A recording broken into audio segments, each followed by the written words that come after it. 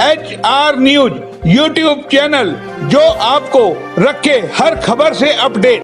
अब हमारे साथ हैं सामाजिक कार्यकर्ता मेधा पाटकर जी, वो भी आई हुई है इस आंदोलन में। जो ये आंदोलन चल रहा है, आपको कहीं थमता हुआ नजर आ रहा है? कोई आपका विकल्प इसका कोई नजर आ रहा है? हल होगा किसी तरीके से, सरकार मानेगी? भाई, आशा और विश्वास नहीं होगा तो आंदोलन चल ही नहीं सकता है। और बहुत ही लंबे आंदोलन चलाने वाले कई सारे वरिष्ठ कार्यकर्ता यहाँ हैं, संगठन है। मैं तो उस कोर कमेटी की मेंबर हूँ जो संयुक्त किसान मोर्चा है, और पिछले 4-1 साल से हम लोग इन पूरे मुद्दों पर 10,000 किलोमीटर की भारत की यात्रा कर चुके हैं और 2 विधेयक लोकसभा और राज्यसभा में पेश कर चुके हैं, जिसका एक है पूर्ण ऋण मुक्ति का और दूसरा है हर उपज का सही दाम। कि अभी जो 23-24 फसलों का MSP जाहिर किया है, वो भी सही स्वामीनाथन आयोग के आधार पर नहीं है। लागत ही कम आंकते हैं, लाभ कम देते हैं, और जो घोषित होता है उसको कानूनी कवच नहीं है, इसलिए न दिया तो भी जेल और जुर्माना भुगतना नहीं पड़ता है। इसलिए कुल मिलकर ये स्थिति है देश की कि किसानों को अब इस प्रकार का एक अनिश्चितकालीन और अहिंसक सत्याग्रही के रूप में आंदोलन चलाने के बिना दूसरा रास्ता नहीं दिख रहा है। लगता क्या है, जो 3 अध्यादेश जो बनाए सरकार तो करे इतना, यानी कि किसानों को बढ़ाएगा, पावरफुल बनाएगा, उनकी आय बढ़ जाएगी, हमने तो यानी कि उनका भविष्य सुधार दिया है। आपको कहाँ उसमें खामियां नजर आती है कि किसी का भविष्य बन रहा है और आप और हम कि उसमें अड़ंगा डाल रहा है, देश का मीडिया अड़ंगा डाल रहा है, किसान राजनीतिक पार्टी अड़ंगा डाल रही है, किसान तो कहीं है ही नहीं। देखिए, पहले तो ये कानून लॉकडाउन में क्यों लाए गए? संसद में बहस न हो इसलिए, और किसान संगठनों से कोई बातचीत नहीं, जबकि इंडस्ट्री रिलेटेड कोई भी कानून लाने हैं, कोई नीति भी निर्धारण करनी, तो तत्काल ये फिक्की के साथ, CIA के साथ बातचीत करते हैं। ये कभी भी उन्होंने जनतांत्रिक प्रक्रिया अपनाई नहीं, उल्टा लॉकडाउन का एक फ़ायदा लिया, अवसर लिया। दूसरी बात यह है कि ये जो तीनों कानून हैं वो हमने अभ्यास करके ही उस पर निर्णय लिया है। 500 संगठनों का अभी व्यापक समन्वय बन गया। पहले हमारा 250 संगठनों का तो था और वो है भी, लेकिन अभी समन्वयों का समन्वय बन गया। और वो जो संयुक्त किसान मोर्चा है उसमें शामिल सभी संगठनों की एक राय है कि ये कानून वापस ही लेने पड़ेंगे, क्योंकि इसमें जो संशोधन की बात सरकार कर रही है, अभी 5 बार चर्चा के बाद ये जो जवाब सरकार ने दिया है, ये 2 ही कानूनों पर दिया है, 3 कानूनों पर नहीं दिया है। अत्यावश्यक अधिनियम, वस्तुओं का अधिनियम जो 1955 का था, उसमें जो संशोधन वो लाए हैं वो तो अभूत है और एक हमला है देश की अन्न सुरक्षा पर। ये जमाखोरी की छूट जब बड़ी कंपनियों को दे रहे हैं तो निश्चित रूप से राशन व्यवस्था खत्म होने वाली है। इसलिए अब केवल जमीन मालक किसान या खेत मजदूर यहाँ तक भी सीमित नहीं है, ये मामला है पूरी जनता की अन्न सुरक्षा का। और खेती नहीं बचेगी तो प्रकृति नहीं बचेगी। एग्रीकल्चर जिसको कहते हैं, सादगी और स्वावलंबन वाला एक संस्कृति, वो भी नहीं बचेगी। और आजीविका तो खेती पर देश के करीबन 60% लोगों की है जो खेती करने वाले और खेती से संबंधित कार्य में लगे हुए, तो वो भी खत्म होती जाएगी। और कंपनी तो अपने मुनाफा के लिए जो भी निर्णय लेगी वो ले लेगी। लेकिन मैडम, एक चीज़ है, हम आपसे जानना चाहते हैं कि जब ये सरकार विपक्ष में थी, ये पार्टी आए दिन आंदोलन करती थी, आपसे भी ज़्यादा आंदोलन करती थी, आज इनको किसी का आंदोलन रास नहीं आता, किसी भी मुद्दे पे हो, आप इसको किस रूप में देखते हैं? ये तो कोई अचरज की बात नहीं है। सत्ता और जनता के बीच में यही फ़र्क होता है। जो सत्ता में आता है वो जनता की परवाह न करते हुए अपने निर्णय लेते हैं, क्योंकि चुनाव में इन कंपनियों का चंदा नहीं, डर नहीं है, केवल एक प्रकार की उनकी राजनीति है ये, जो आज मूल्यहीन होती जा रही है। संविधान में जो समता की बात है, न्याय की बात है, सर्वधर्म समभाव की बात है, समाजवाद की बात है, वो सभी इन्होंने ताक पर रखे हुए मूल्य है।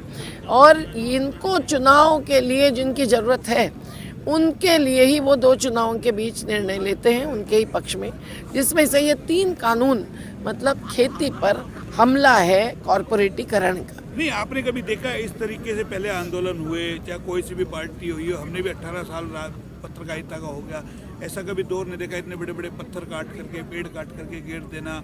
क्या लगता है, मतलब सवाल है कि वाकई डर है सरकार में कि हमारे खिलाफ कोई आंदोलन नहीं करे, जो हम कहे वही सही है, चाहे आपको मानना पड़ेगा जैसा मर्जी है। सरकार हमसे डरती है, पुलिस को आगे करती है। ये तो हमारा नर्मदा का नारा अब देश भर चल रहा है, पर फिर भी हमारा दूसरा नारा भी देश भर घूम रहा है, लड़ेंगे जीतेंगे। तो वो बात ये है कि आखिर सरकार उनके हाथ में जो ताकत है उसका इस्तेमाल कर रही है, मुद्दों पर जवाब नहीं दे रही है, आसानी से नहीं देती है। पर सत्याग्रह कभी भी एक लंबी जीवटता के साथ चलाना पड़ता है। आपको लगता है जो आजादी कोई आंदोलन हमें- जो ऐसा आजादी चुप, पर हमें ये आंदोलन बहुत ताकत से आया है। पंजाब की ताकत तो है ही, पर देश भर हर राज्य में अभी आंदोलन शुरू हो ही चुका है लेकिन पिछले पंजाब सालों का से। है तो उसको खालिस्तान का नाम दे दिया गया कि ये तो सब आतंकवादी हैं, किसान नहीं है। उन्हें क्या लगता है? खालिस्तानी कहेंगे, हमको माओवादी कहेंगे। आज तक कभी पत्थर उछाला है हमने कि हम माओ को ये परंपरा माने? माओवादी चीन तो अभी पूंजीवादी चीन हो गया, और उस चीन के व्यापार में बहुत बड़ा हिस्सा अडानी जैसी बड़ी कंपनियां ले रही है। लॉकडाउन में भी उन्होंने चीन के साथ करीबन $300 मिलियन का कुछ अनुबंध किया। तो चीन और पाकिस्तान के सीमा पर चल रहा युद्ध, इसका उपयोग चुनाव के लिए करना एक बात है। यहाँ कोई चीन और पाकिस्तान का लंगर लगा हो तो नरेंद्र तोमर जी या कोई भी आए और साबित करके दिखाए।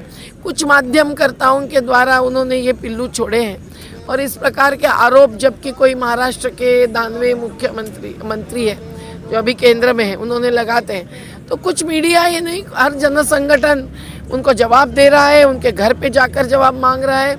बहुत कुछ ऐसे झूठे आरोप प्रत्यारोप ये एक आंदोलन का हिस्सा ही होते हैं। नहीं, एक और सवाल मेरा अहम है। पिछले 6 साल में अगर हम देखें, ये सरकार रही है, कई चीजें हुई है, हर चीज 2 धड़े में बट गई। तो किस रूप में देखते, क्या वाकई को बदलाव आया है या डिवाइड एंड रूल की पॉलिसी को फिर एक बार जन्म दिया जा रहा है? नहीं, प्रचार है, और प्रचार को जो मानते हैं वो उनका पक्ष ही मानते हैं।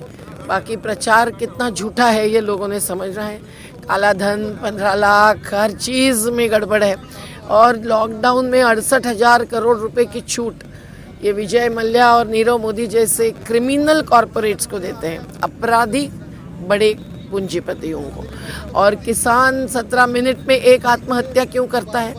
उसको 10,000 से 1 लाख का कर्जा भी चुकाना संभव नहीं हो रहा है। मतलब घाटे का सौदा रखते हुए एक तो भूमि भी छीन देना, खेती ही कम करना, और दूसरी बात जो किसान को आत्महत्या के लिए मजबूर करना, ये व्यवस्था से हो रही हत्या है एक चलिए, प्रकार से। दिल्ली में जो किसान बैठे हैं वो कह रहे हैं हम तो 6-6 महीने का राशन लेके आए हैं। बिल्कुल। यहाँ जो बैठे हैं, आप कब तक रहेंगे? कब तक आपका मैं तो कमेटी के मेंबर हूँ, तो सभी बॉर्डर्स पर जाना पड़ रहा है, और देश भर अलग अलग राज्यों में अभी कल से आंदोलन तेज करना है, तो मुझे वहाँ भी जाना पड़ने वाला है।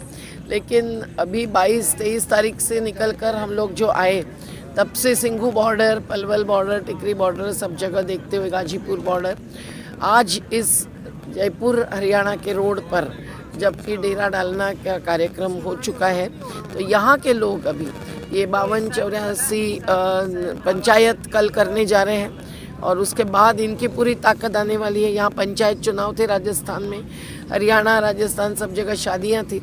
ये सब निपट कर अब इस डेरे को सशक्त बनाने के लिए जो संगठन इसमें उतरे हैं, वो संगठन मिलकर एक सामूहिक नेतृत्व में, और गांव के जो प्रधान हैं यहाँ के, उन्होंने अभी पूरा भरोसा दिया है कि वो आएंगे। और हमारी तो इच्छा है कि यहाँ महिला शक्ति भी आए, क्योंकि हरियाणवी महिलाओं की ताकत हमने जब कंजावाला की लड़ाई लड़ी तब देखी है।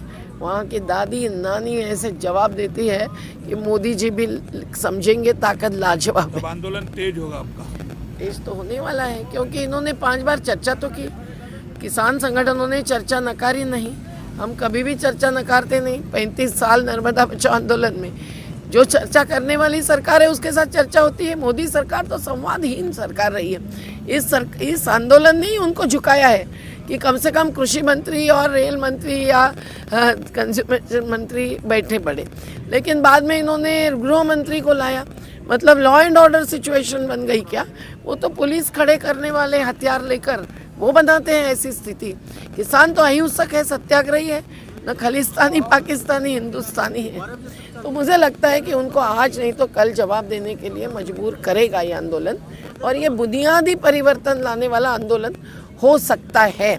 इसीलिए एक व्यापक विचारधारा, समन्वय की एक समान विचारधारा और समान रणनीति और अपने अपने मतभेद मनभेद छोड़कर एकता, ये बहुत ज़रूरी है। बहुत ज़रूरी है। तो आपने सुना, मेधा पाटकर ने सीधा सीधा कहीं ना कहीं आरोप लगा दिया है कि ये सरकार जो है सुनती नहीं है, और जिस तरीके की स्थिति का जवाब दिया है कि पापा पापा कहते थे, बड़े मजे में रहते थे, जब खुद पापा बनते हैं तो पता चलता है पापा कैसे बना जाता है। कैमरा पर्सन पंकज के साथ मोहनलाल, HR न्यूज, रेवाड़ी।